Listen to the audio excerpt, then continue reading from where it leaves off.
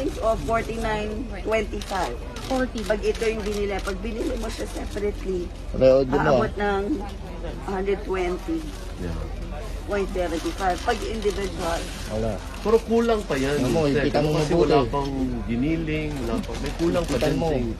Hotdog. hindi, ano Ayan, naman, okay na. actually dapat, di ba, kung magluluto, meron ka namang bawang, sibuyas at Sa mantika bahay. na, hindi mo na dadagdagan bilihin. Pero kung bibilin pa rin siguro mga 50 to 60 pesos. Plus. Sibuyas, bawang, mantika, tapos yung karne na ilalagay mo, paminta, asin, kasama na yun. Okay.